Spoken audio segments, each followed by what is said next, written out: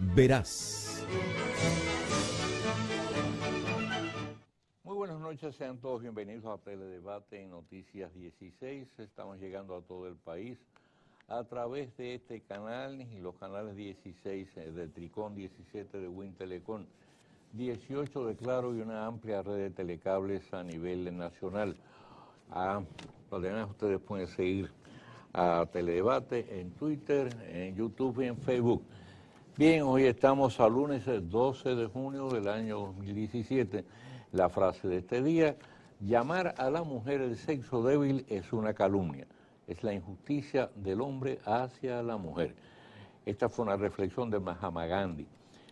Página de la historia. Un día como hoy, en el año 2003, fallece en la ciudad de Los Ángeles, a la edad de 87 años, el actor Gregory Peck, considerado uno de los más notables mitos del cine hollywoodense. Había nacido el 5 de abril de 1916 en la ciudad californiana de La Joya. En total intervino como figura estelar en 52 filmes, donde interpretó los más versátiles papeles, y solo en uno de ellos, Los Niños de Brasil, el de villano. Tuvo muchas actuaciones memorables en películas consideradas joyas del cine, entre estas el Capitán Ahab en Moby Dick, el Rey David en David y Betsabé, Días de Gloria y La muerte de un ruiseñor, por el cual mereció el premio Oscar. Beck se mantuvo en activo hasta finales del pasado siglo.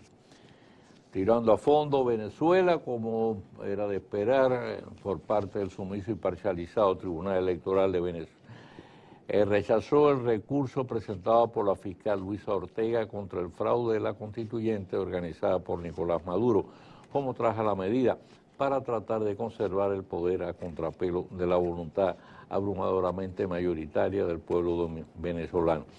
El recurso de la fiscal era un contundente alegato estableciendo que es al pueblo soberano al que corresponde la potestad de convocar una Asamblea Nacional Constituyente.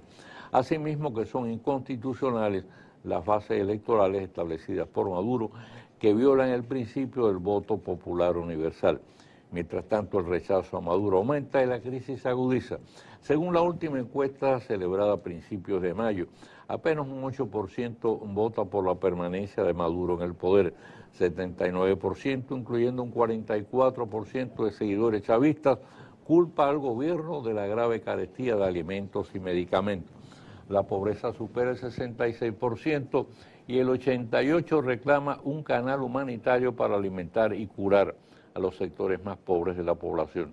Un 77% respalda las protestas que hasta ahora han costado alrededor de 70 vidas de ciudadanos, en su mayoría jóvenes, asesinados por las fuerzas represivas del gobierno. Y la Caragüena cumple 35 años de valioso aporte a la educación superior, la prestigiosa Universidad Iberoamericana UNIBE, fundada por el doctor Abraham Hazuri, el mismo benefactor que dejó también como legado el Hospital de la Diabetes. En la Caramala, el penoso deceso de la madre del destacado comunicador Ercilio de los Burgos, a quien hacemos llegar nuestras más sentidas condolencias, por la que resulta siempre la más dolorosa de las pérdidas, la de quien nos dio el ser. Y la venta callejera a cielo abierto de baterías usadas, en muchos casos ofrecidas por menores de edad, pone tanto en alto riesgo la salud de estos como contribuye a la contaminación ambiental. La intoxicación con plomo es una de las más peligrosas y dañinas a la salud. Y las autoridades que deben velar por que esto no ocurra, bien, gracias, ni por enteradas serán. Y la destrucción total de 11 ómnibus de la ONSA consumidos por las llamas eran Mercedes y Hyundai de los años 2015 y 2016. Las pérdidas ascienden a unos 50 millones de pesos, cuya mayor parte tendrá que ser asumida por las compañías aseguradoras, si es cierto que los vehículos tenían sus seguros al día. Queda por definir si fue sabotaje, accidente o descuido. Y la Mancha Verde ha enfilado ahora los cañones hacia los magistrados de la Suprema Corte, Hirohito Reyes, José Alejandro Segarra y Fran Soto, rechazando integren el tribunal que juzgue el caso de la Odebrecht. Es cierto que se ha autorizado la importación de carne de pollo por encima de lo establecido, lo que ha provocado una caída del precio y de camino pérdidas por más de 350 millones de pesos a los productores nacionales. ¿Quién o quiénes son los responsables del hecho? Los senadores José Rafael Vargas, Euclides Sánchez y Félix Vázquez, con las pilas puestas para defender a los avicultores de sus provincias. Pero el palo dado ya no hay quien lo quite y por lo visto ha dejado un buen hematoma. Bien, vamos a hacer la pausa. Cuando regresemos ya vamos a estar buscando respuestas en Teledebate.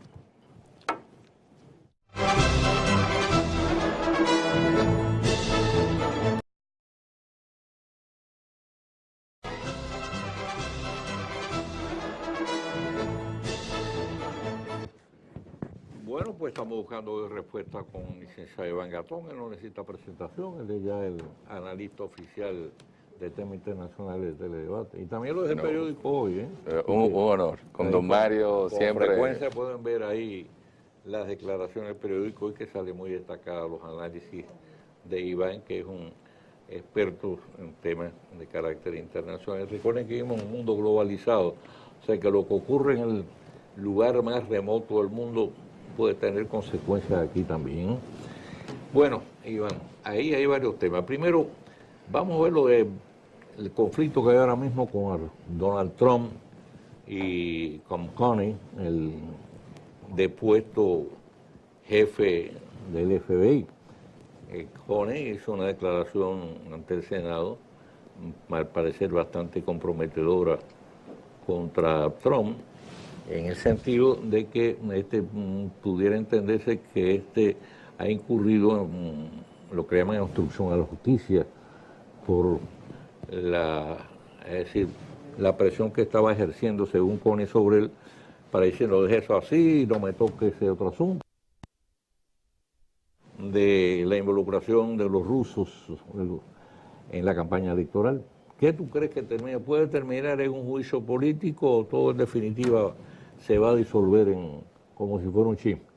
Lo que ha quedado evidenciado con las declaraciones de Comey es que sus argumentos no son lo suficientemente fuertes como para hablar de una destitución de Donald Trump. Que hacen falta más pruebas. Es decir, haría falta algo más contundente, porque él dice, yo deduje, yo inferí que por la forma que él me habló, claro, pero yo no puedo decir que él me dijo específicamente tal cosa. Detenga esa investigación.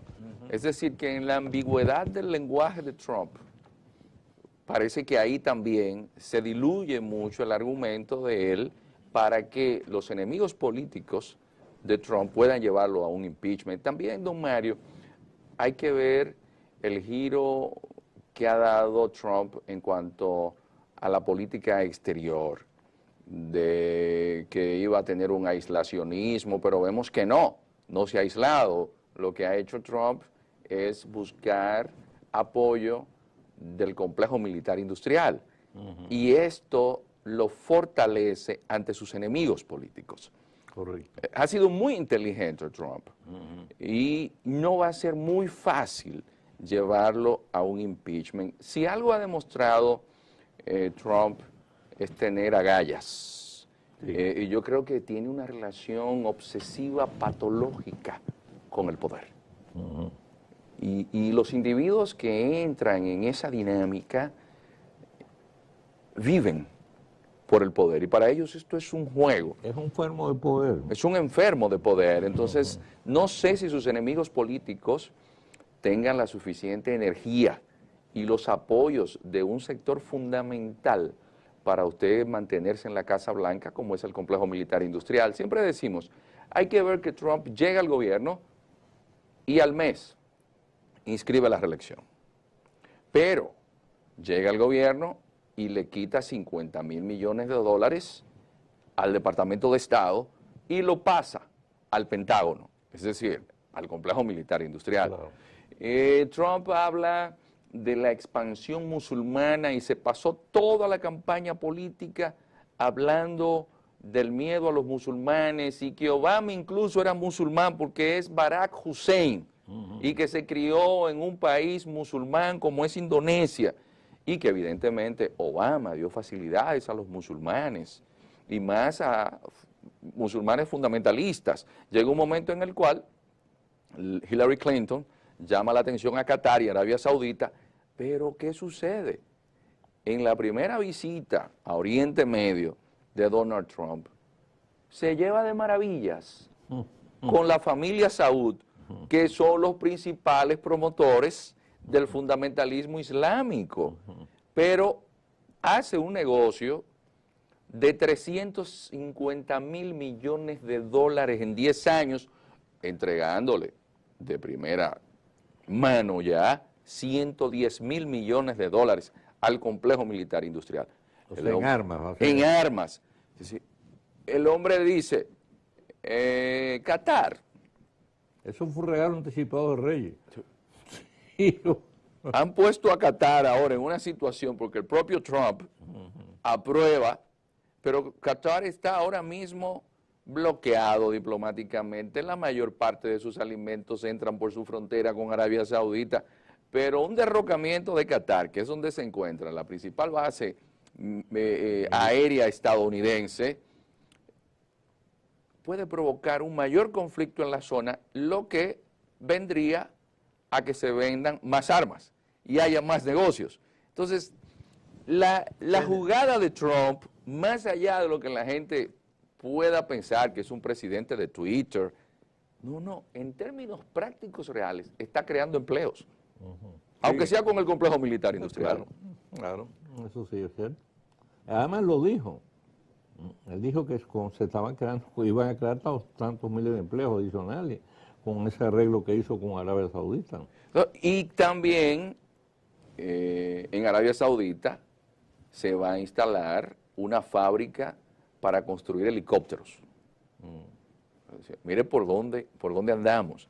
Pero el fundamentalismo islámico, el que ha promovido al ISIS, el que promovió a Al Qaeda, a Al-Nusra, ese dinero salió de ahí.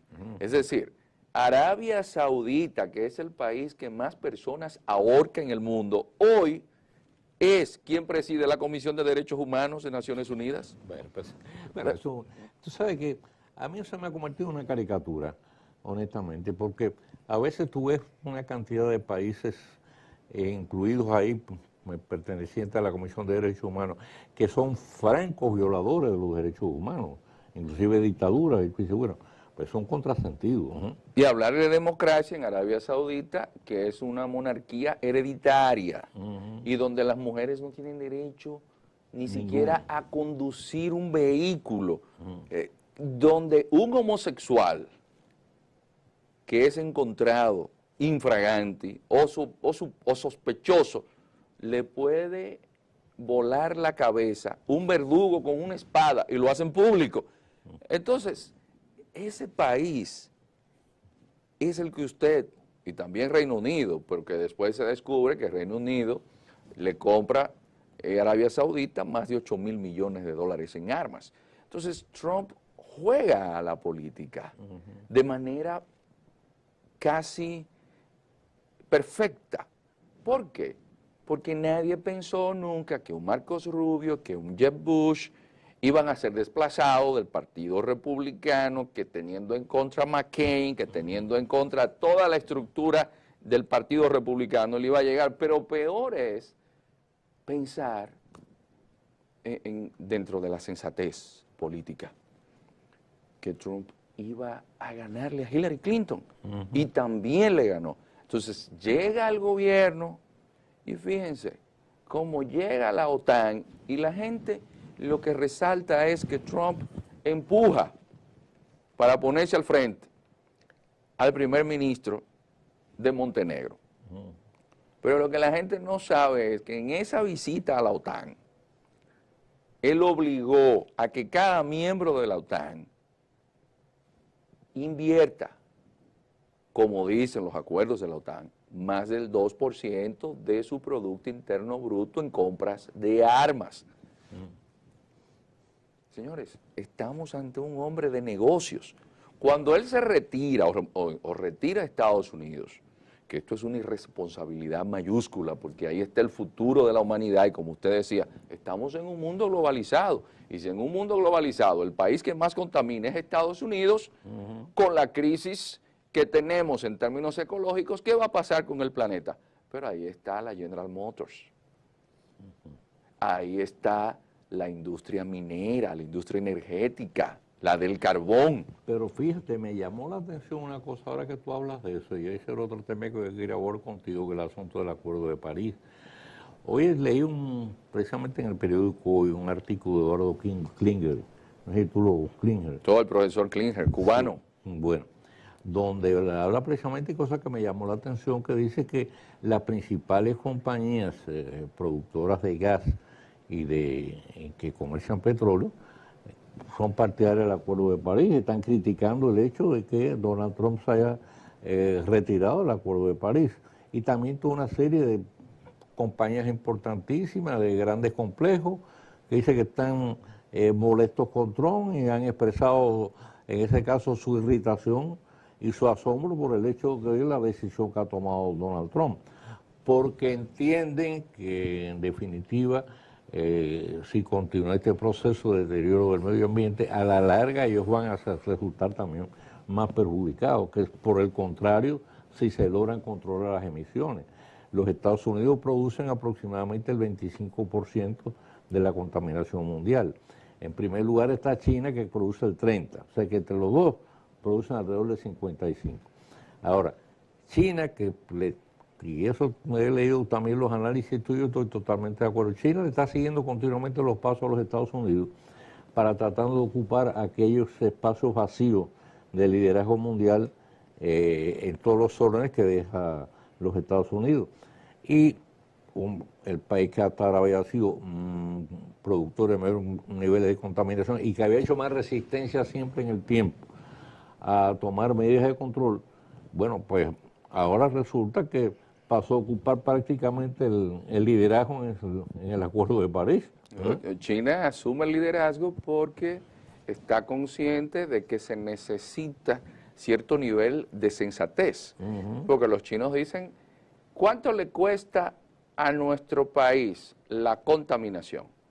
Bueno, nos cuesta tanto en sanidad pública por los efectos que tiene en los pulmones de nuestros habitantes, pero también hay otro elemento en el cambio climático, y es que el exceso de lluvias o la no predictibilidad del tiempo y saber cuándo va a haber nevada o cuándo va a estar frío o no, lo que podría implicar. La alteración de lo que ha sido hasta ahora siempre, pues, la definición de la temporada. Sí, pero invierno, que esto afecta la producción agrícola. Entonces, si se daña la producción agrícola, viene la hambruna. Un país que tiene 1.500 millones de habitantes. Y si hay hambruna, hay desplazamiento de población. Pero todo esto demuestra que los chinos, tranquilos, dicen, bueno, Trump lo hace porque ahí está el carbón. Los chinos están dejando de utilizar carbón. Porque los chinos hicieron un acuerdo para utilizar gas natural con Gazprom, el gran gigante de la industria gasífera mundial. Y es un acuerdo que implica 400.000 millones de dólares. Entonces, la queja de esa industria energética, del gas, del petróleo, es porque Estados Unidos, recordemos, tiene 9 millones de kilómetros cuadrados y tiene las reservas necesarias de carbón y energéticas para abastecerse. Y de petróleo ahora con el esquisto, ¿no? Y con el esquisto. Entonces, lo que sucede es lo siguiente. Trump está decidido a ver el ejercicio del gobierno no como un estadista, sino como un hombre de negocios. ¿Y a qué grupo beneficio? Siempre que hay negocios, usted perjudica a un sector. Claro. Y él lo que ha hecho es agenciarse el favor de uno de esos sectores. Una desgracia porque se requiere de un nivel de responsabilidad global.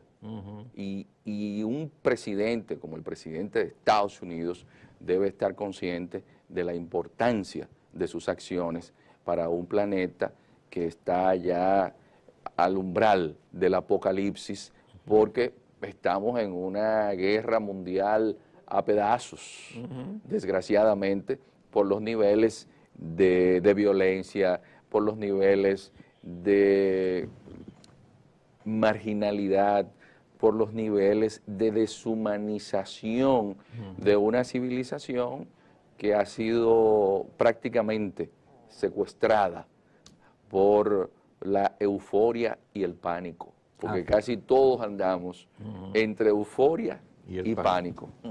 Mira, por cierto, ahora que tú hablaste de eso, la necesidad de la globalización,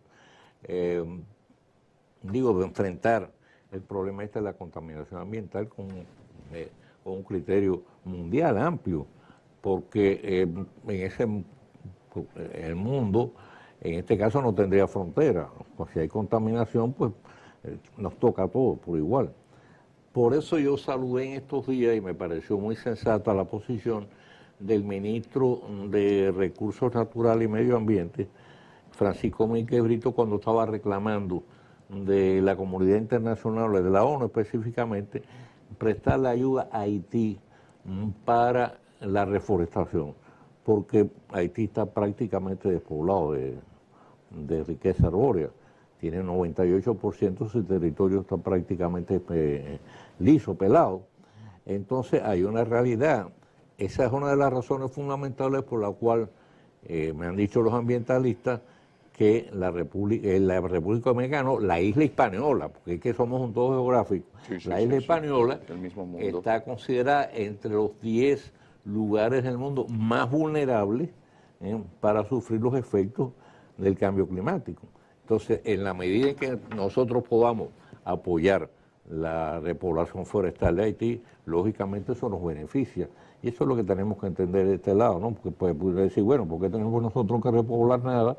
Ni nos interesa nada si los que despoblaron, los que pelaron sus territorios fueron ellos, ¿no? Que lo resuelvan ellos. No, el problema es que lo que le afecta a ellos nos va a afectar a nosotros también en este caso, ¿no? Somos una misma realidad, incluso epidemiológica. Claro. Cualquier enfermedad que se desate en Haití, bueno, pues, pasa fácilmente por la frontera. El cólera, si no tomamos aquí medidas urgentes, hubiéramos tenido aquí una epidemia de grandes proporciones, igual que la han tenido ellos, ¿no? Sí, pero evidentemente que queremos dar las espaldas a los problemas más acuciantes. Y uno de ellos tiene que ser la seguridad alimentaria, y ante los que son incrédulos del cambio climático, porque muchos dicen, no, es que el cambio climático siempre ha existido, y en sectores fundamentalistas cristianos, que esto es importante, Trump es de esa línea, y ellos creen en el Génesis, y entonces todo está detenido en que solamente, eso es porque Dios así lo quiere. El cambio climático no es un asunto de los hombres de la industria que ha cambiado un poco el nivel de calor del planeta. Entonces, en esa dirección, aunque usted no cree en el cambio climático, evidentemente que donde no hay árboles, usted no tiene un terreno en el cual usted pueda plantar alimentos. O evidentemente, donde no hay árboles, difícilmente haya fuentes acuíferas. No hay vida. Entonces, si no hay agua, no hay forma. Todas las civilizaciones humanas, las primeras, desde el principio de los tiempos, se desarrollaron a orillas del río Tigris y el Éufrates en la Mesopotamia, a orillas del río Indio y del río Ganges en la India. Siempre se necesita un río. Podemos vivir sin petróleo, pero no sin agua. Vamos a hacer un cambio. Regresamos de inmediato.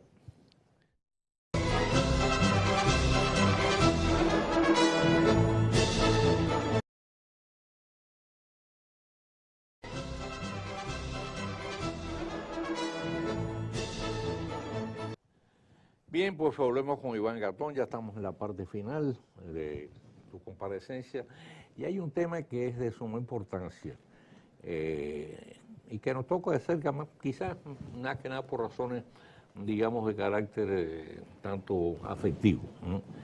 Y por cercanía, como es lógico. Sabes que en Puerto Rico celebraron, en este caso, bueno, pues un referéndum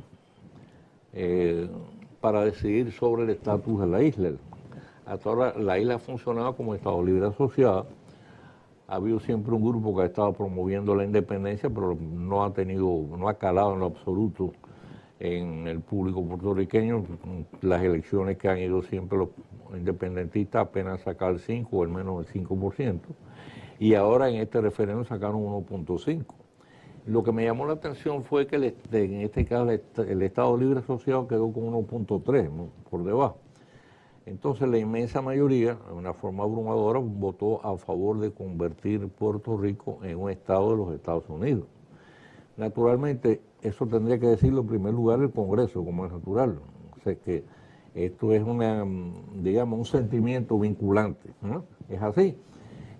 Ahora, ¿cuál sería el proceso en este caso? Vamos a suponer que en Congreso en los estados de puertorriqueños, bueno, decida, vote a favor de convertir Puerto Rico en estado de los Estados Unidos, pero entonces tendría los Estados Unidos que aceptarlo, como es natural, ¿no es así? Sí, recuerde usted que está vinculado, que Puerto Rico queda como compensación a Estados Unidos por haber participado en la guerra hispanoamericana. Es decir, que por Estados Unidos haber peleado, entre comillas, contra los españoles, contra las tropas donde estaba Valeriano Wesley. Se toman a Puerto Rico, se lo anexan. ¿Qué sucede? Puerto Rico tiene más de 2,5 millones de personas residiendo en Estados Unidos. Ya, digamos... Ellos viajan sin pasaporte. Viajan sin visado. Simplemente la certificación de nacimiento y ya. Los puertorriqueños hace mucho tiempo ya que han sido permeados por Estados Unidos. Claro. Si hay un elemento fundamental como imperio que podemos resaltar de Estados Unidos, es el cultural. Ese nivel de cooptación que ha permitido a Estados Unidos impregnar casi el planeta completo con su cultura. Y Puerto Rico no se ha quedado fuera de esto. De entrada su idioma, prácticamente se convierte en un idioma universal. Entonces hay otro elemento. La crisis económica. ¿Tiene Puerto Rico los recursos para poder, la clase política puertorriqueña, mejores niveles de vida, digamos, de pan, de dignidad y de justicia social con lo que tienen en su territorio? No. Esa votación refleja que la gente lo que quiere es que le resuelvan los problemas económicos. Te voy a contar una anécdota de Luis Muñoz Marín, que fue en definitiva el gran arquitecto del Estado Libre Asociado. Muñoz Marín decía un poco en forma de broma, decía, mira, los puertorriqueños de 8 de la mañana a 6 de la tarde están a favor del Estado Libre Asociado, porque salen de su casa, toman su automóvil, llegan a la oficina, a su lugar de trabajo, cada hora descansan, se toman un café, cobran un buen sueldo en dólares, regresan, les alcanza el dinero inclusive para viajar y vacacionar. Entonces a las 6 de la tarde, cuando llegan a su casa, entonces ponen el televisor, se toman un trago de ron y entonces se sienten independentistas hasta el otro día a las 8 de la mañana. Entonces, ¿qué es lo que tú dices? Una realidad económica. Puerto Rico no tiene manera, en este caso, de mantener ese estatus de vida, de ninguna manera. No. Puerto Rico ni siquiera, digamos, bueno, que el turismo le va a proveer los recursos para que pueda darle ciertos niveles de vida. No, hay que ser realista. Estamos en una civilización que no solamente se ha desideologizado, sino que se ha deshumanizado. Es decir, que estamos hablando del homo economicus, del hombre económico. Correcto. Es decir, no estamos hablando ni siquiera del homo sapiens. Entonces, un Puerto Rico con una crisis económica terrible, que no se ve luz al final del túnel en Puerto Rico. Evidentemente que la clase política tendrá que ponerse de acuerdo para ver si en Estados Unidos el Congreso estadounidense decide entonces que pueda pasar a formar parte de Estados Unidos como Estado. Esa deuda enorme que ha ido acumulando Puerto Rico por exceso de gobierno más que nada, por falta de previsión, estamos hablando de unos 70 mil millones de dólares. Quizás, no sé, si tú piensas que pudiera ser un factor adverso en ese sentido para que, es decir, el Congreso norteamericano diga, bueno, bien, ¿qué es lo que nos vamos a echar encima? Cuando usted revisa, por ejemplo, en Estados Unidos, los congresistas que tienen unos altos niveles de responsabilidad con sus votantes, cuando usted llegue, por ejemplo, al estado de Illinois, con los niveles de criminalidad y de marginalidad social que tiene Illinois, que usted lo ve reflejado en Chicago, va a decir, no, pero parte del dinero que yo necesito aquí me lo van a enviar allá. Van a comenzar las disputas que difícilmente puedan lograr, porque no lo pudo hacer Obama. Y si no lo hizo Obama, que era un hombre con una visión, digamos así, de estadista, mucho menos alguien como Trump no va a alentar dentro de los republicanos, que dicho sea de paso, es bueno tomar en cuenta el elemento religioso. La mayor parte de estos congresistas son cristianos protestantes, pero calvinistas. Y los calvinistas tienen la visión de que si a usted le va mal en la vida es porque eso hubo una selección natural. Es decir, yo no tengo por qué ayudarte, porque a ti te va mal, porque ese es tu destino. Ahora, yo soy elegido por Dios, para que yo soy salvo por gracia. Eso es lo que dicen los calvinistas, no es por obra. Y esa visión incluso... O sea, que tu destino ya está predeterminado. Exactamente. De ahí que, por ejemplo, usted vea en Max Weber, el gran sociólogo político alemán, que dice la influencia del protestantismo en el desarrollo del capitalismo. Y dice, en Estados Unidos esto se da porque la visión ética protestante es trabajar, progresar, y nosotros somos elegidos de Dios. De ahí que usted ve que hasta en la política exterior americana es el único imperio que tiene una visión de destino manifiesto. Nosotros hemos sido elegidos por Dios para llevar en el mundo entero los valores de la democracia. Y entonces usted llega a un sitio donde son primero una tribu.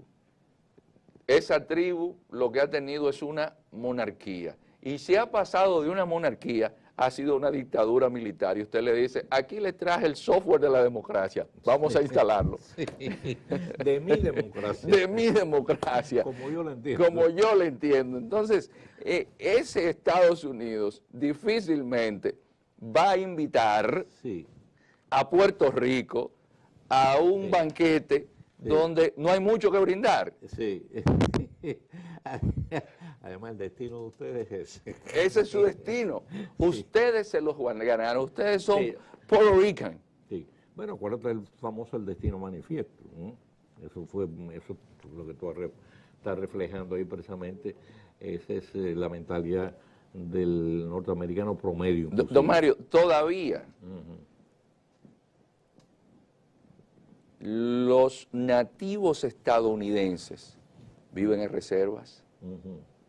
Todavía, es decir, Franklin Pierce, el presidente americano, le dice al indio Seattle, le envía a un representante, yo necesito que tú me vendas tus tierras.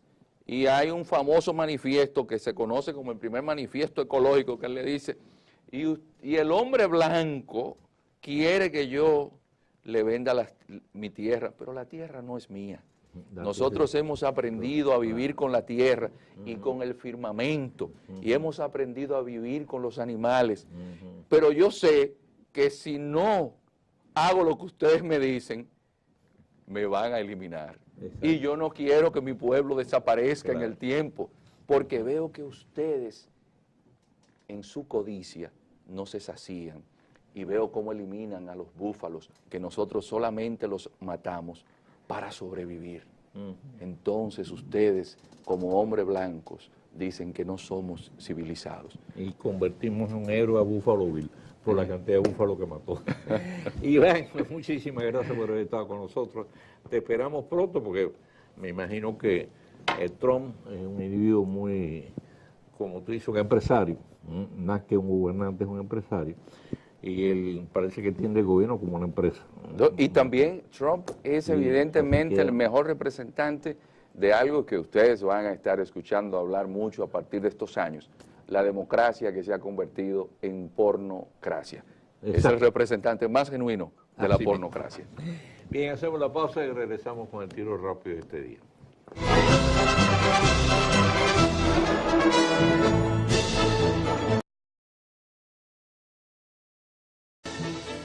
En Teledebate, el tiro rápido con Mario Rivadulla.